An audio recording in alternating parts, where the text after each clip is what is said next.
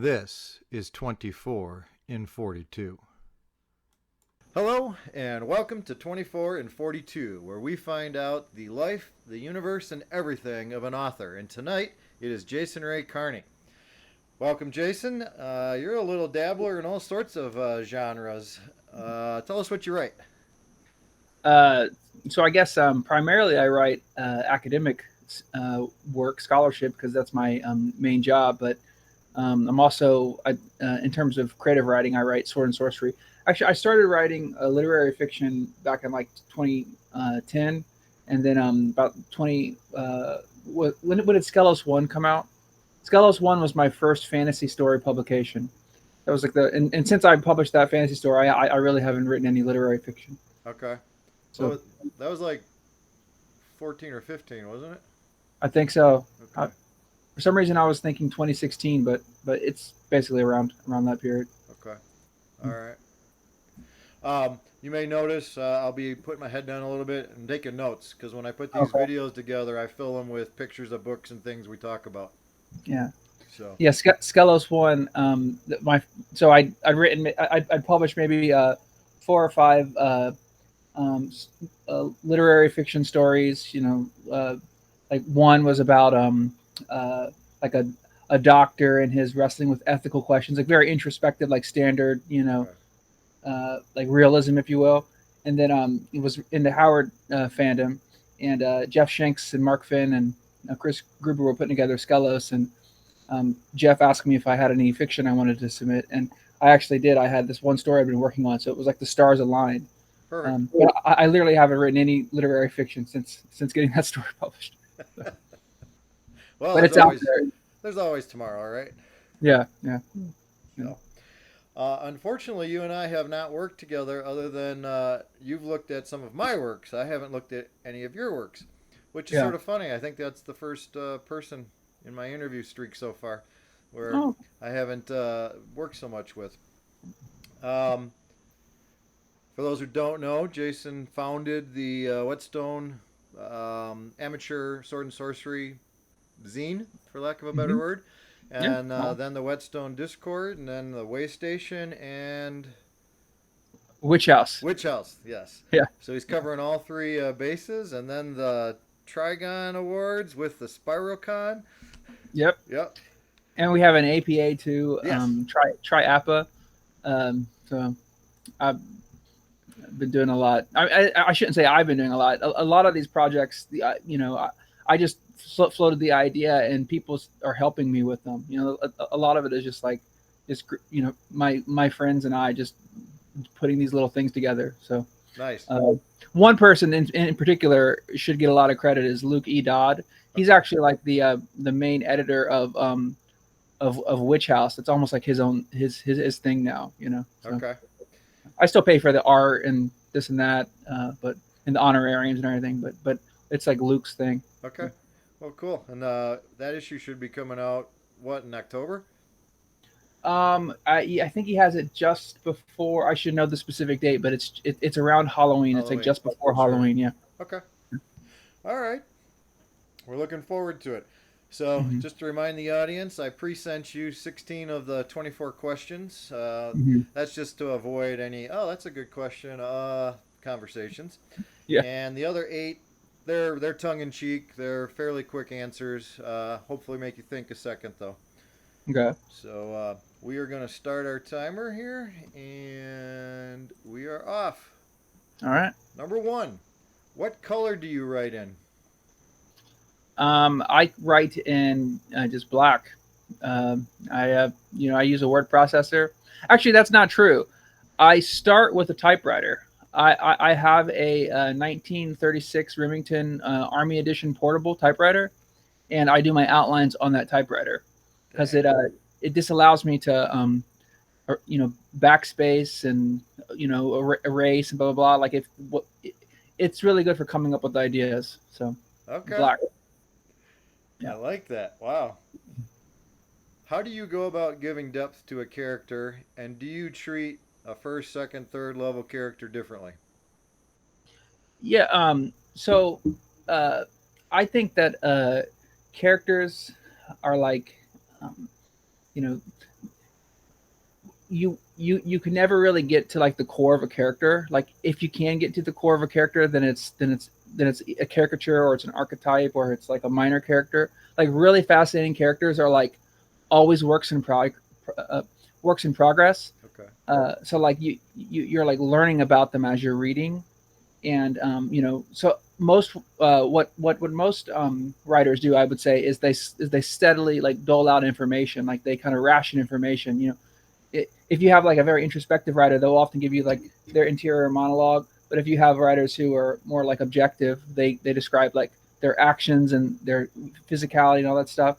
Something I've been trying to do with my main sword and sorcery character, the rogue, is I try to withhold information from my readers. So it's like, yeah. I mean, I don't know if it works or not, but the idea is that like they're like almost like the rogue is like a black hole, right? So you have to fill in the shadows yourself. You know what I mean? Like he's anyhow. That's kind of like my little writing experiment is, can I create a character by kind of withholding as much information from the readers as possible, or like suggesting things but then kind of disavowing it. I don't know. Okay. Intriguing your readers along. Do you treat a third level character differently? Yeah, I do. I mean, obviously you have like well, there's a distinction between major characters and minor characters, and then stock characters. A minor character doesn't mean they're not like complex. They can be really important. They're just not they're not on the scene a lot of the times. But I tend to just be a little bit less like I would never do what I'm doing with the rogue with like a minor character. Okay. But I think dialogue characterization happens a lot in dialogue. And then in terms of stock characters, I actually knowing that depending upon the genre that you're working in, that genre is going to have stock characters at hand. Like sure. People know who the city guard is, or who the pompous judge is, or who the the sorcerer is. Sometimes it's fun to take a stock character and to kind of make it try to be a little bit more complex and interesting. But I try to utilize my readers' understanding of genre when I'm dealing with stock characters. I'm not sure if that makes any sense. Yeah, no, it does. It is good to keep it in mind, because if you take it too far out, you disrupt their ability to appreciate the story, and you don't want to do that. Yeah. All right, did you grow up a city or a country kid? And when you were out playing your fantastical adventures, was it just you, or did you have a group? I love reading this question because I grew up in Galloway, Ohio. Who from Central Ohio knows it's like, well, just outside of the city, right? So if you're downtown Columbus, Ohio, which is a city, and you keep just driving towards the country, eventually you're going to start seeing cornfields, and then eventually you're going to see like a roadhouse called the Galloway Tavern, and a corn silo that is abandoned, and that's Galloway.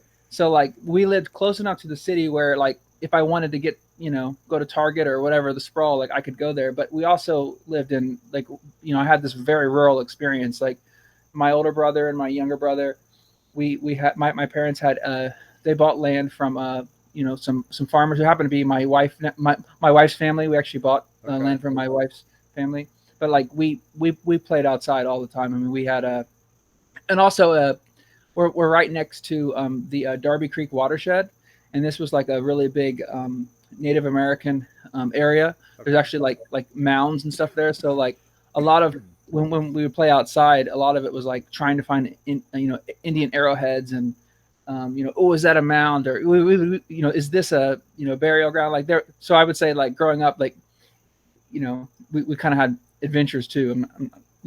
So. Yeah. But it was, and of course my older brother, we had a dog, Sophie was her name, and she was always with us too. So whenever I think back to like growing up playing outside, like Sophie's there as well. Always running alongside. Awesome. Yeah. When you're writing, what's your timeline like from initial idea to first draft, any possible research, until you finally say, this is good, I'm going to send this out? I fiddle with my writing for a long time. So like I outline, I'll, some stories, I'll, have like a 2,000 word, like more of like a compressed, almost flash fiction. And then it'll just kind of, I'll set it aside, and then I'll keep working on it. And it'll like vegetable growth into like a 4,000 word story.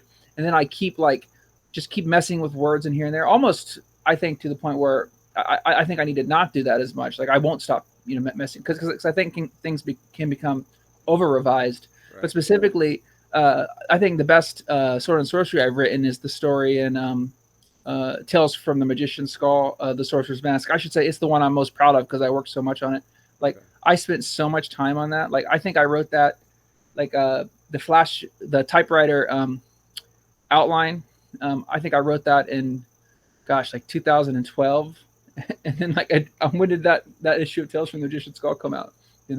So that's kind of an extreme example, but it was years. I need to speed that up. I finally finished a story that I started in 2010 last month and sent it to someone to say I finally figured out how to connect the first half with the end. I couldn't get that third quarter mark. That's awesome. Right. There's this one story in Rakefire called Her Formless Temple. It's almost a novella. I think it's like 17,000 words. Okay. And that has been through so many different the initial drafts was from the point of view of the villain, and then like now the hero is the it's like the good guy, but it's somewhere in the course of revising the story, the entire perspective shifted. Flip-flop. Okay. It's interesting how that happens. Do you research much at all? I read a lot of history. I'm drinking from my pewter mug, which is part of the society. I did some Society of SCA, Society of Creative Anachronisms. Not a lot. Only for like less than a year. But you learn a lot about like medieval history, like not like kingdoms and royalty and stuff, but like literally like how medieval people used salt. Salt was very like rare, and you would you would only it'd be very, if you spill the salt on the table, you're supposed to be like, oh my gosh, you just wasted a lot of money. Just like things like that, like the role of the tinker. Like there were a lot of like little baubles that you could only get through this. Like there'd be these people who would come into villages and they would just sell a whole bunch of like miscellaneous stuff. But so I do some it's important for me not to just like read like history writ broad, but also like I guess cultural history, like the small stuff. I don't know if that makes any sense. Do you want to just roll right into that question? What nonfiction do you like to read? Sure. Yeah. I read, obviously I read history. I really like something I've been reading a lot these days are kind of historical travelogues. Okay. So like one that I recommend to everyone is a time of gifts. It's about this young man who he finishes his education. Actually, he doesn't finish his education. He gets thrown out of school. He's from England, and he this is a true story, by the way. It's a travelogue, and he doesn't know what to do with his life, and so he's kind of wealthy, and he gets his parents to give him a little bit of money, and he this is a 1933, I think, and then he decides to go on a walking tour through Germany. So you can imagine like what's going on in Germany in 1933, but like he has, he had no idea what he's, but anyhow, it's this amazing travelogue. Like one like he has these, there are these walking sticks that the students who would go on these like walking tours of Europe would carry, and every little German town had a little pewter seal with like a symbol of their city.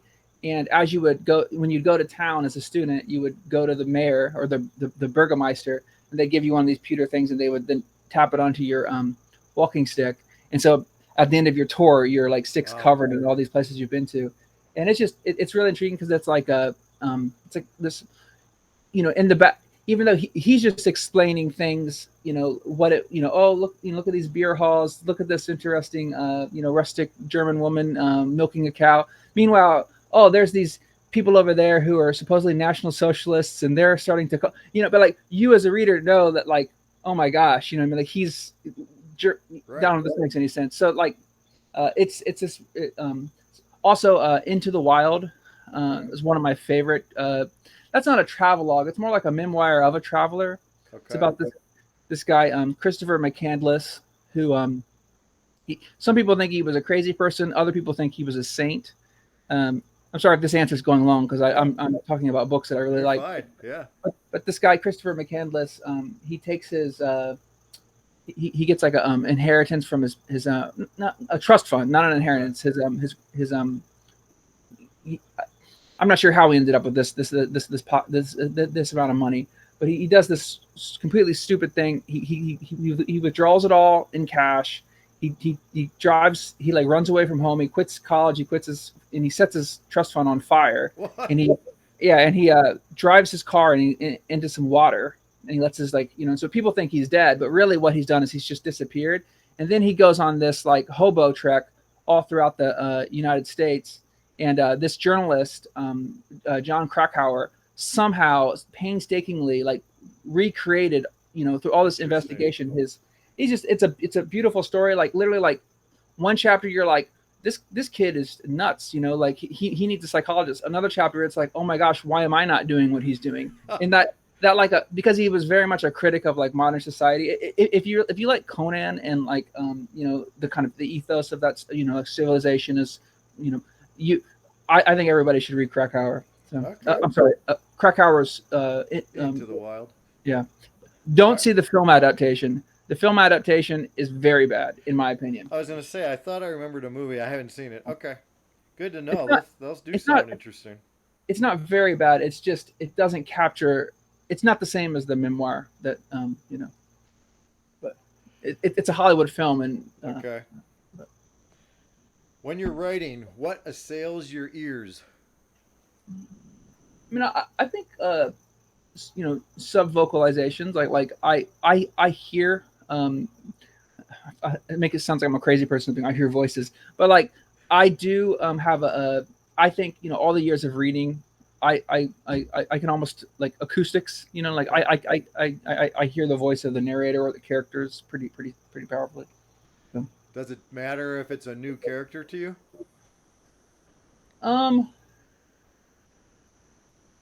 Yeah, I mean, some characters, I'm sure I'm not alone. Other writers will say this. Some characters have like, oh my gosh, this is a fully formed character. I am just reporting what they're saying to me. Other characters are a little bit more like shadowy, and they have just kind of that stereotypical like fantasy voice. Yeah. That's everything they're saying is a little slightly serious. Like, are we going to make it to the next village? Blah blah. I don't know. But I don't know. I would say that I don't have a really good answer to that. In that, I will say that when it comes to the rogue, I know his voice. Like I can hear it, right? Like Interesting. There's an actual timbre to it, Okay. All right. Oh, and in the Sorcerer's Mask, the sorcerer speaks. He's wearing this kind of silver mask, and it's and I know like what it sounds like. Like it has like a muffled sound. Oh, sure. Yeah. Okay. Yeah. Hey, if you could follow the yellow brick road, would you? But where does it lead? The Emerald City? Is that what it is? Yeah. I mean, I guess so. Is that one of the 8 that I wasn't prepared for? Okay. Yep. I mean, I don't know. I mean, I'm pretty boring. So if that's a metaphor for like, would you do mushrooms? It's like probably not. I wouldn't follow the yellow brick road. Yeah. But no, it's just a test to see where you go with it. Yeah. I change it up. Some people get, would you live in a yellow submarine? So Oh, that's hilarious. I'm sticking with yellows. Yeah. Which of your characters would you like to have as a best friend and why? Or close friend? Yeah. I mean, probably the rogue. Yeah. Like I think the rogue is I tried to create this sword and sorcery character who is like overwhelmed with compassion, like so much so that like he can't even like it because he's immortal. Well, I just spoiled it. You can tell if you read like 2 stories, you can tell he's been around for a long time and he's had wives and children and he kind of engages with mortal life. But he's like one of those like people who just kind of, it's almost like I'm getting deep here in Buddhism, where Buddha says like life is suffering, like everything is like you see a little kid and they're about like, they're maybe 13 or 14. And I know they're not a little kid, but like nieces and nephews. And you're like, man, don't grow up, stay young, enjoy your youth, because once you get, like you start to think about things like the world is a rough place. It's good to be in that kind of creche. And I feel like the Rogue has that kind of compassion where like he sees everyone as this, we're all just kind of like, I don't know. The Rogue is an extremely nice person, as I would say, even though he can kill you very easily. Like his whole thing is that he like loves everyone, So his motivations have been interesting to try and piece together because you're sticking to your black hole. Yeah. Yeah. Titles. Do they come easy? Are they challenging? And where do they usually come to you? Before you even start a story? During it? After? I would say they're pretty easy. I usually just some weird piece of language that shows up in the course of writing. I'm like, that's the title. Usually it's like enigmatic and hopefully it's interesting. Like, what does it mean? Like, like one story. There's this force of nature. His name is Blight Scar. He's kind of an ogre, and he his whole thing is if he was a D&D character, he would be a druid. Like, don't mess with nature, don't cut down trees, don't build houses, don't shape things. And he, at one point, he cuts off, he bites off this human's hand who's going to become like one of his, disciples. He becomes a druid too. And he says he says that's one less hand for the shaping of things. And I was like, well, that's a cool. And then that was my title. So almost all of my titles are like some enigmatic phrase that's uttered in the story. In the story itself. All right. Cool. When you start listening to these, I really like the answers to this question because there's so many. Breakfast time. Okay. Sticking with bread. Waffles, French toast, pancakes, crepes, or bagels? Probably bagels. Yeah. Bagel with some peanut butter. There you go. All right. Would you live in any of the worlds you've created, and why? Probably not. All of the sword and sorcery stories I've created take place in the same. I actually have it right here. Let's see if I can find it. Like it's this binder filled with history and cities, and and it's just a horrible, horrible place. Like you don't want to live there. There are sorcerers, and there's. I won't go down the rabbit hole of explaining. That's so boring when a fantasy writer starts explaining their fantasy world, but it's a really bad place. Okay. You don't. Yeah. All right. Here's another fun question because I've been learning about some authors. Who do you think writes the characters you enjoy reading most? Oh, that's a hard one because I know I had time to think about this, but it caught me off guard. I mean, like. My two, it's hard to say who your favorite sword and sorcery authors are because I know so many sword and sorcery writers, and I don't want to stick to just sword and sorcery. This is all. All authors. Yep. Okay. Yep. Oh well, Yep. If that's the case, I would say Herman Hesse. I'm sorry, Okay. Nobody can compete with Herman Hesse. All right. Siddhartha is probably one of my favorite novels. It's Herman Hesse's novel Narcissus and Goldmund. It's amazing. Everybody should read it. It's about basically two visions of life. There's these two young men, and they both join. It takes place in like the 13th century in the German Empire. There's this monastery, and these two basically they're not wanted by their families. They're like extra sons, and so they get sent to this monastery. So Goldmund completely takes to being a monk. Reads, studies, learns all the languages, follows all the rules, rises through the ranks, and becomes abbot of the monastery. Right? He like becomes like the super monk, But he never leaves the grounds of the monastery. He kind of lives this kind of introspective life of contemplation. Narcissus, on the other hand, he hates being a monk. The only thing he enjoys doing is making sculptures for like the altar. He like leaves the monastery. He basically like starts, having relations with all the women in the village. He goes on this crazy wanderlust journey, and he becomes like this artist. And then what the novel is asking you to do is basically Narcissus is living the life of action. And so what the novel is doing is it's asking you to like, which life is worth living, the life of contemplation or the life of action. And the great thing about Hermann Hesse is that like, as an author, he doesn't take a stand. He's like, well, what do you think? Right. Okay. These are two lives. And so he presents both. Okay. Yeah. All right. Yep. Sorry if I this is no. This interview thing is going to be everybody that I can get to sit down and talk with me. It's not going to be sword and sorcery specific. Okay. That's cool. If that influences the rest of your answers, feel free. All right. Okay. You get invited to come to a writing workshop where they want you to give one single sentence piece of writing advice. What would it be? Advice that I don't take, which is be consistent, write a little bit every day. If you're working on a longer work, don't let it get cold. Even if it's just 250 words, right?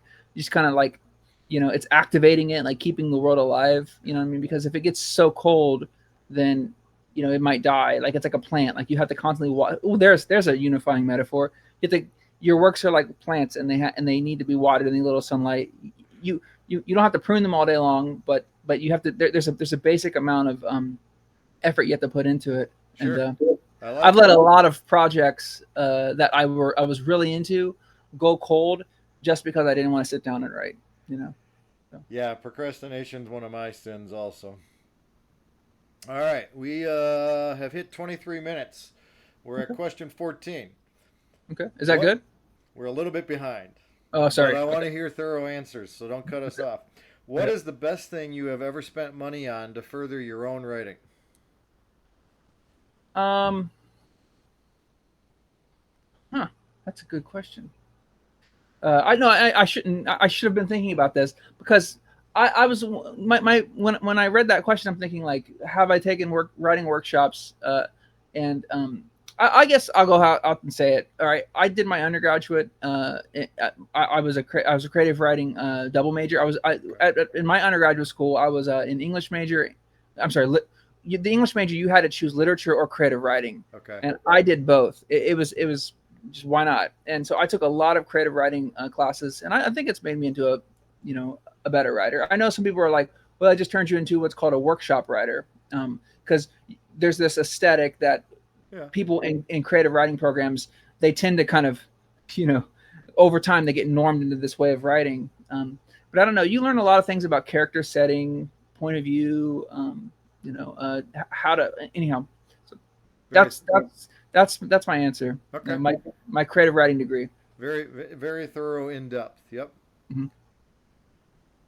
Do you think it makes writing more difficult or somewhat easier if you, as the writer, feel emotions strongly?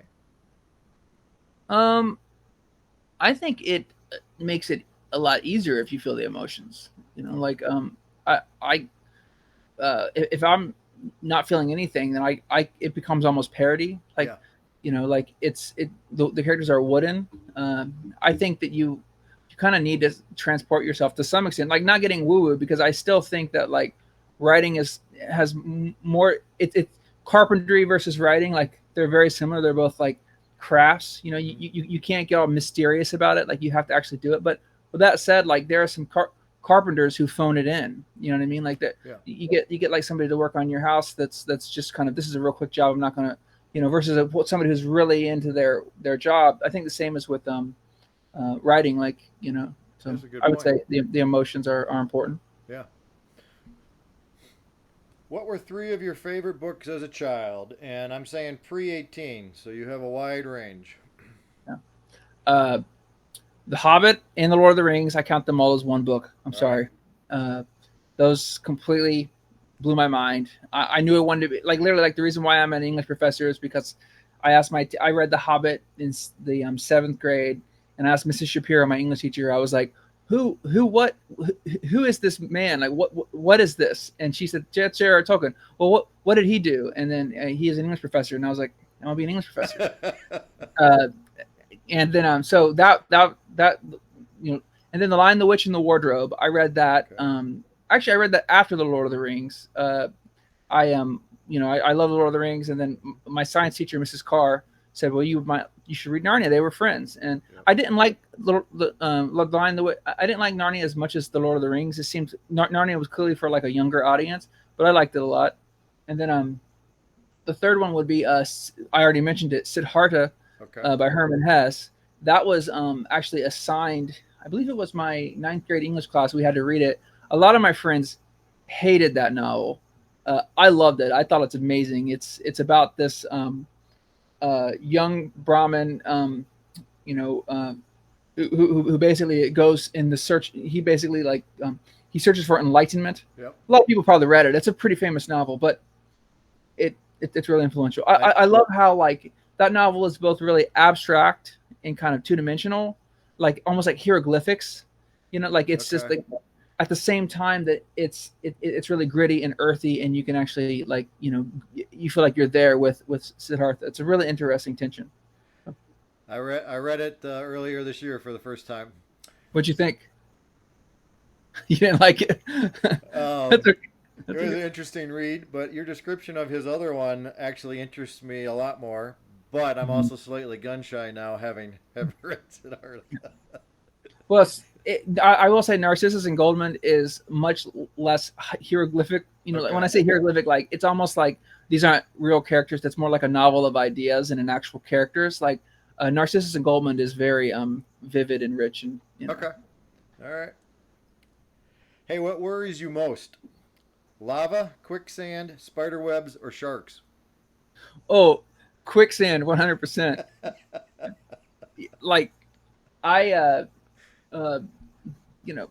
I don't know if it's true, but growing up, we went to Florida and near the Stony River, I think is what it's called. Okay. Not like Disneyland, but my relatives, my extended family are hillbillies, and there are actually hillbillies in Florida.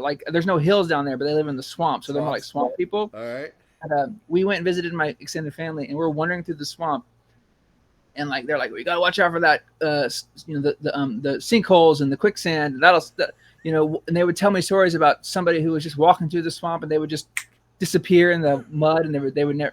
I was like, that's terrifying. Yeah. So, quicksand. It's real stuff. Quick answer. All right. When you're all done writing for the day, are you exhausted, just need a hot bath and a good drink, or are you ready to rumble and get out and about? Probably exhausted, to be honest. I try to go to bed early and get up early, and I used to be much more extroverted, but these days I tend to go to bed a lot earlier. I went to a festival you go to, Robert E. Howard Days, and I remember the first Robert E. Howard Days I went to. This is back maybe 10 years ago now.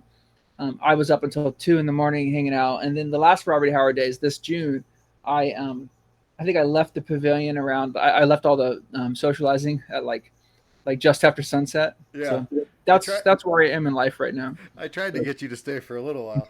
Yeah, we had a good talk though. You, me, and Bobby. Yeah. Yeah. Oh yeah. All right. Sort of serious here. What is the most difficult thing you have ever written? All right. I wrote some literary fiction before writing fantasy, and I think it's probably one of the best stories I've ever written. It's kind of a downer, but one of my friends in high school, extremely talented guy.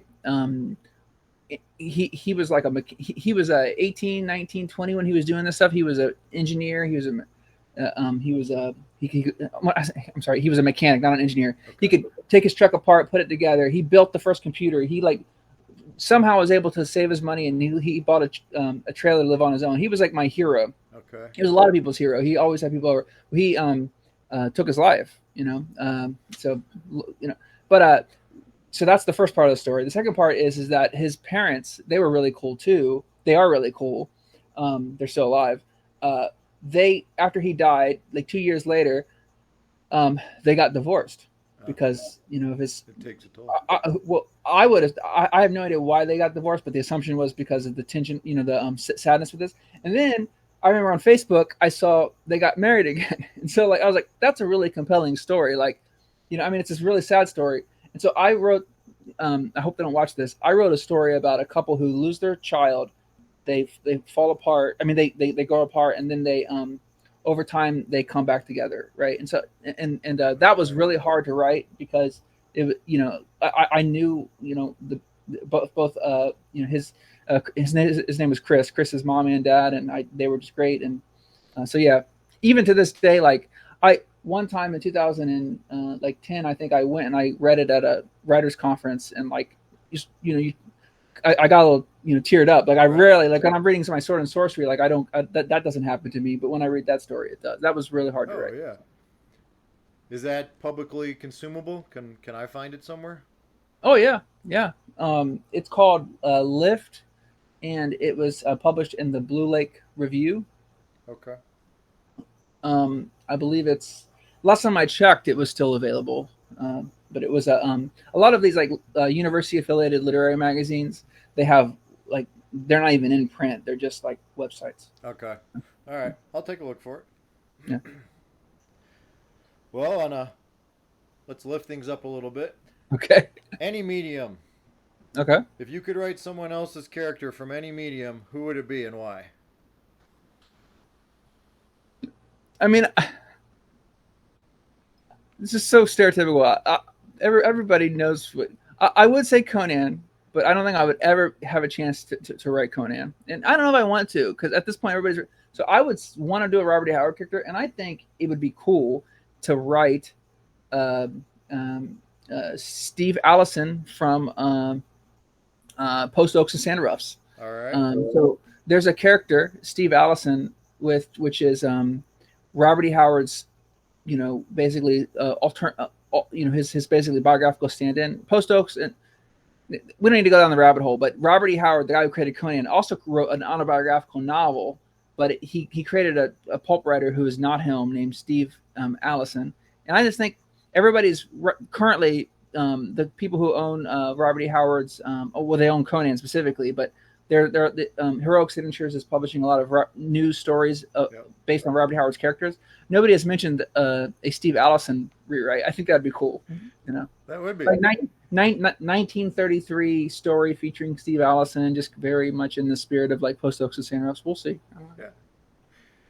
Have you ever dabbled with anybody else's character just for your own personal writing? Oh yeah, I've written like Conan pastiches. I've written. I wrote a scene at the Prancing Pony with Aragorn and Frodo, and I really like shared worlds fiction. It's like one of my favorite things to read. It's I often feel kind of guilty because I feel like when you read shared world fiction, like Warhammer or Forgotten Realms, it's like the world is doing a lot of the cognitive labor for you. Like with whichever new novel, you have to learn, you have to kind of, you have to mentally do some work if you don't know the world, right? But if you're picking up a novel, it's set in a world that you're completely familiar with. It's like, it's the equivalent of like, with all due respect to some of these amazing shared world authors, like C.L. Werner, for example. He does non-shared world stuff, but it's, shared world fiction sometimes feels like it's really easy for me to read, and in that way, I always feel a little like, well, it's not hard. Like, is it necessarily bad if it's not hard? I don't know. No, and I could totally see that because you just want to get into the story and back with some characters you might know or want to get to meet in a world you enjoy. So yeah, makes total sense. And a lot of times in those shared world novels, I actually want to know the world lore. Like if someone is writing in a shared world, series, it's like, they better know their stuff. You know what I mean? Or introduce a new part of the world that you haven't been traveling in yet. Exactly. All right, here's a fun one for you. This is first impressions. I'm going to throw out 10 different words, and I want the first thing that comes to mind. Okay. Western. The Good, the Bad, and the Ugly. Serpent. I would say Frazetta for some reason. Like he drew. There's that famous painting of Conan in chains and the serpent. I have that in my my game room. Yep. A print of it. So. Box. Box. I don't think like boxing. You know, like yeah. Orange. Orange.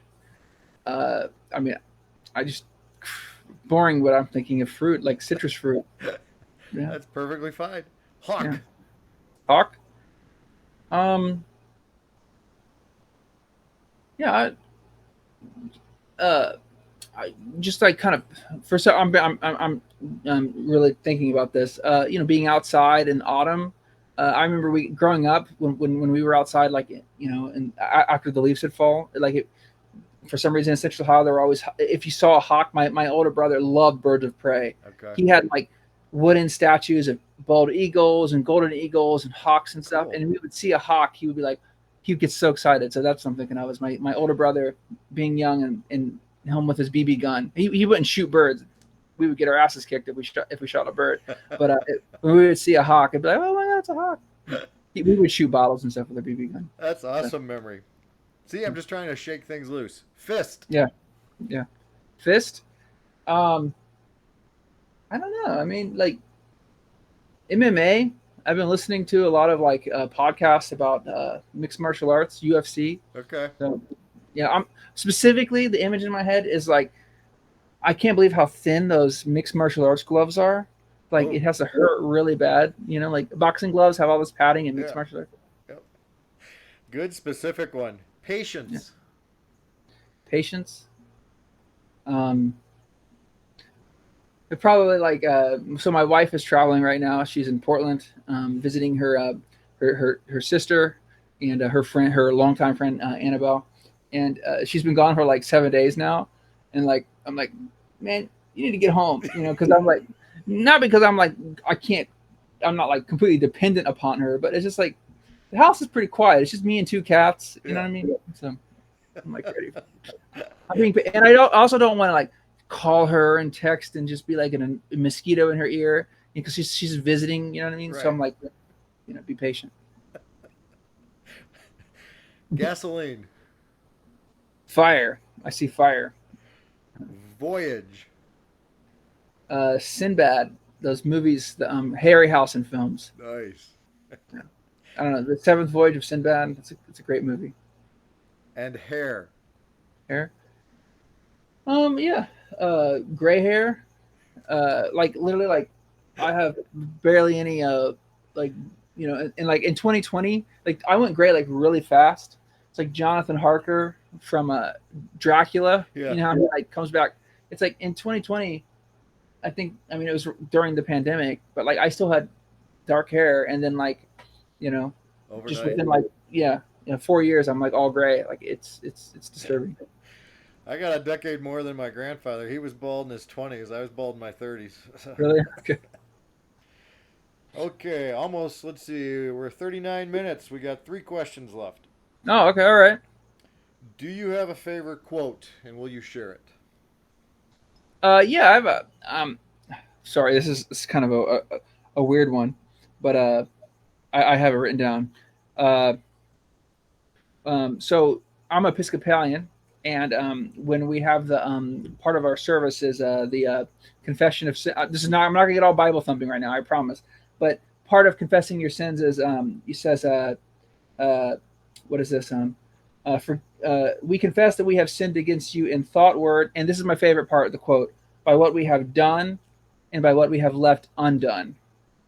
And like I love saying that in the liturgy because you know, people talk about like this things we should feel, you know, oh, I don't want to be a bad person. I don't want to kick dogs. I don't want to like, you know, steal, blah, blah. But then there's also ways you can be bad by not doing things, like things that you leave undone. Sure. And I think that's like that one like line, like there are certain things that, you know, you should feel guilty for having not done. And I'm not like, but that's just something I personally, that little, I think it's like my quote would be those 3 lines from that liturgy. Okay. Is, you know, what in what way have I fallen short by not doing certain things? Right. Interesting. Good point. Can you send that to me? Because I'm including a screenshot of everyone's quote. So sure. Exactly the way you want to see it and citation. Okay. Yeah. Oh, it's the Book of Common Prayer, Episcopal Church, 1979 edition. Perfect. Do you have a favorite visual artist? And you can name more than one. I want to know the artist that makes you move, makes memories come to mind, stories come back. Okay. Thomas Cole. He is an 18th century, actually more 19th century, early 19th century landscape artist.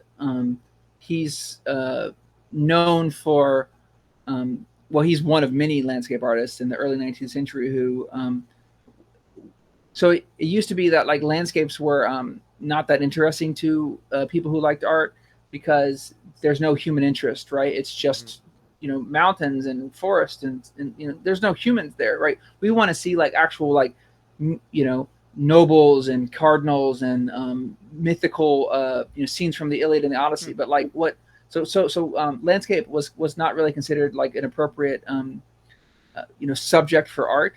Well, what Thomas Cole did was he figured out a way of like somehow he was able to render a landscape filled with human emotion. So like a mountain would represent like a mountain would evoke feelings of like steadfastness and kind of wisdom, or like a lake would represent like quietude and kind of philosophical introspection. And anyhow, Thomas Cole. So he was my one, the landscape artist. The other, I guess, fast forward. Of course, Gustave Doré is an illustrator, 19th century illustrator. He illustrated the Bible. He illustrated Poe. Amazing illustrator. He illustrated Dante's Inferno. I'm sure any nerds, not just like genre nerds, but a lot of people know about like Doré as a book illustrator. And then I'm trying to think of one. So, and I will say one modern person, Jake Kelly. He did a lot of he did Whetstone cover. He did a Witch House cover. He did the cover of Matt Holder's Hurled Headlong Flaming, which I published. All right. He's so cool. The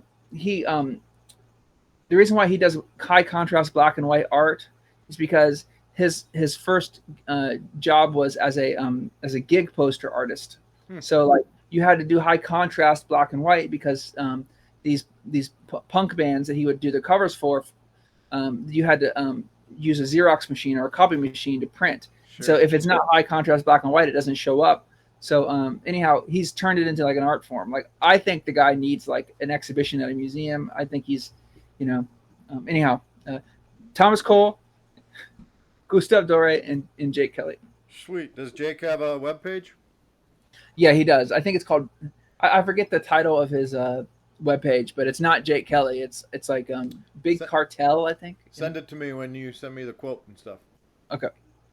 All right. Last question. All right. What are you trying to share in your writing, if anything? Yeah, I think that with the Rogue story specifically, I'm trying to I like the idea of like a sword and sorcery character as like we tend to everybody thinks that I'm really obviously obsessed with that genre, but everyone thinks that like the genre is about violence and killing and I mean this is obviously we know this is a reductionist view of the genre, but like it's all about like masculinity and violence and aggression and stuff. I think it's also about I think it's more than anything. This is a long answer. I'm trying to articulate an important point. Which is that it's really a genre about being human, right? It's about like no nonsense. We're all just human beings. We're all just trying to get along. We have very basic desires. Friends, family, shelter, food. And I think like with the Rogue, that's what I'm trying to do is that like, we're all just humans, and I think if you read some of Robert E. Howard's stories, like Conan is like, he's not like superhuman. Like he's actually like human. That's his whole thing is he's a human. And that's my little like nerdy, my little response to the genre is that like, we are human beings and that like, part of being a human is, having compassion for each other. Like, right. There you go. Yeah. Okay. Well, that wraps our questions. We almost hit 46. Oh, okay. Nice. Yeah. Good answers, though. I really appreciate you so almost taking. on target. Yeah, I appreciate you getting thorough and giving us some depth. That's getting to know our writers and the people we like to read. Yep. All right, now is your chance to discuss 3 C's of your own work: something cold, something current, and something coming. Cold would be Rakefire and Other Stories. Is published by Pulp Hero Press. It's not really available anymore, but I love that anthology. Like, I didn't love. I'm not trying to throw anybody on the bus, but there's some typos in the manuscript. I feel like they pushed the book out there real quick, but then they went out of business, and you can't get that, anthology anymore. But if you can get your hands on it, like, and I know there are people out there. I've like sent people copies of it, and they haven't. Maybe they haven't read it, or they, but you can still review it, or you can just email me and let me know what you think about it. Right. So there's that, Rakefire and Other Stories. Is there any chance of getting the rights back, or do they have them for a while? Or yeah, I have the rights. Okay. I actually have cover art commissioned that somebody already made for me. I just can't find the time to, get it, to format it and get it ready for print. But one of these days I'll sit down and do it. But yeah, the Pulp Hero Press, they gave me the rights back to it. All right. Then current was I wrote a lot of these rogue stories, and I made a PDF of all of the rogue stories. It's just called The Book of the Rogue. Indy Cavalier, Bill Cavalier, Indy Bill, whichever you prefer. I bought a print from him of it's actually a print of Bran McMorrin, a Robert E. Howard character, but I was like, that looks like the Rogue, and I put together a PDF using his art as the cover. So that's been, I think I put that together a couple of months ago. I got really excited after Howard Days, after Indy said I could use that art. Right. I'm actually been meaning to ask you. So one more question: why did you make it a freebie? Honestly, like, I don't want people to think like, I need to get over it. I have a weird psychological hang up for asking for money from fans and stuff, like, because like I don't think it's good enough to merit. I guess part of me is like, if I don't ask money from people, then they can't get mad at me if it sucks. Like, if I'm honest, that's why it is. You know what I mean? Like, if it's free, then it's just like, oh, But I guess I don't know. Maybe it's like, I actually think, like, I remember. Can I go on a detour real quick? I know we're running out of time, but Sure. Can I say some? I remember when I was younger, I drew a whole bunch of. This is turning into a psychotherapy session. I drew the mascot of the Cleveland Indians. Okay. I drew the Cincinnati Reds mascot. Is like he was basically a baseball with like arms and legs. Yeah. I drew the Brownie from the Cleveland Browns, and I went to my dad's office. He was at like a kind of a business mall. I forget they're called, like a bunch of different offices in like the same area. Does this make sense? You'd rent little offices, and I Xeroxed several of them, and I was like entrepreneurial, and so I went around to all the different offices. I was like a 6-year-old kid, and I was asking people if they would want to buy them for like a quarter, and so I'm selling these Xerox copies of these mascots. I'm like a 6-year-old kid, and I'm making money. Like, I have like my pockets are full of quarters. I like sold them all, and like I'm like, yeah. And then I get back to my dad, and I'm like, Dad, I sold all these things. I'm like I started a business, and he's like, no, you're panhandling. You're going around. And then he made me go back to all the people and return their money and apologize. And I'm like, and I don't know what, wow. But I think the fact that I'm even talking about it right now means that it actually had a psychological effect on me, because heck yeah. I think that like I've kind of internalized this kind of shame when it comes to kind of making money, and like, because I think there's no reason why I shouldn't have just done a print on demand thing. But anyhow, that's my Freudian moment. The one thing you can fall back on, if I may offer this, is some of those stories you can pat yourself on the back that other people, editors, accepted them, published them, and were proud to put their names on them. So that's a little bit different. Yeah.